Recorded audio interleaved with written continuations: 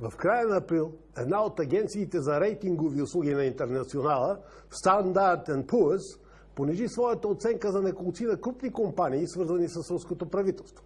На първо място беше Газпром, а веднага след него Роснефт.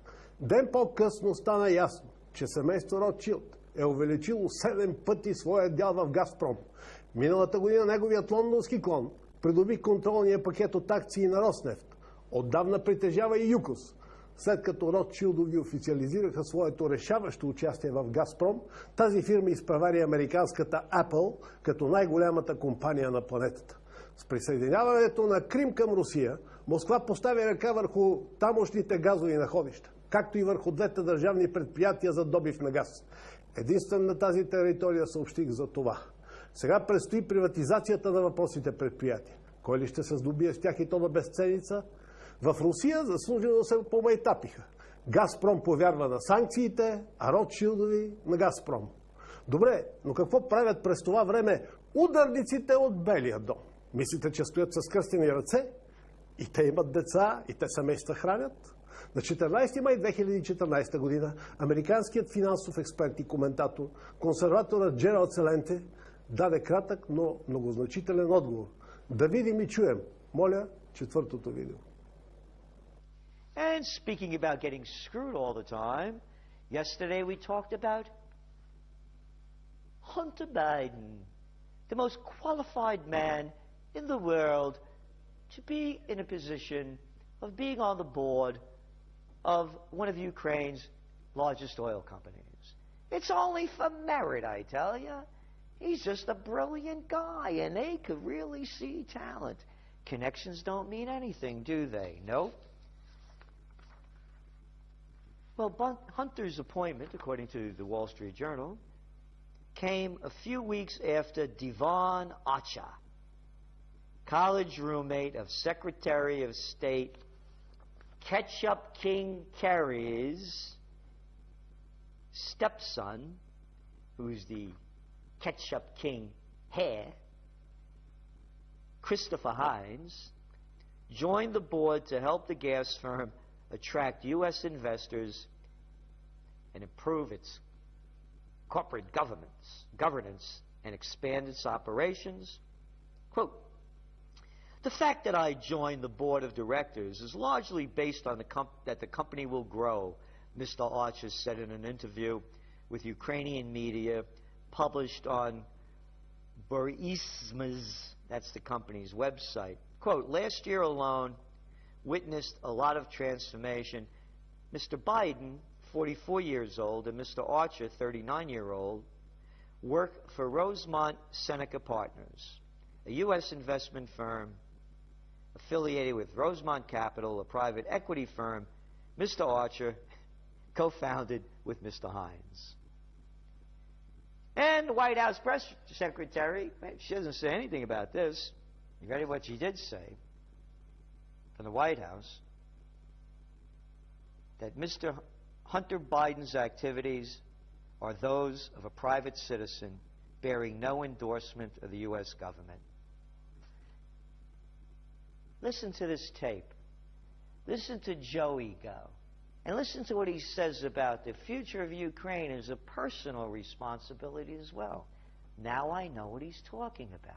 We, the United States, stand with you and all the Ukrainian people. In time, democracy can be delivered to the Ukrainian people. It is not just a foreign policy judgment. It is a personal, it's an emotional commitment as well by millions of Americans. Now, listen to this softball question by this reporter to that spokesperson at the State Department, and look at her disgusting answer. I'm wondering if the State Department has any concerns or any thoughts about the Vice President's son joining the board of directors of this Ukrainian gas company. No, he's a private citizen. Do you consider that the Russian oligarchs who control, or the Ukrainian oligarchs who control these, they're all private citizens as well? We certainly wouldn't put them in the same category. No, I'm not suggesting that it should be in the same category, but I'm wondering if there are concerns from this building about the perception about how the Russians and or the Ukrainians would perceive the involvement of a son of the Vice President of the United States, especially given the situation. No, there are not. No. Ah, this is America. I tell you, man, when Victoria Nuland was there with that Chevron sign over her shoulder and the $10 billion deal that they did in Ukraine, that had nothing to do with this. Oh, Biden's boy and the Ketchup King's stepson's friend who in joint partners. No, none of it. Why, Celente, how dare you? These is the best two guys in the world to be involved in a government that the United States overthrew. Of course they are. They are. They are attached to the top of the slime. They deserve to be there. Oh, don't forget, next time the United States goes to war to bring freedom and democracy, and your loved one dies for the ultimate sacrifice, get it in your head. That's what they're dying for. And my heart goes out to these families that have been ruined, with the soldiers that went there believing the lies, that never came back, and the ones that came back whose lives will never be the same. I detest this.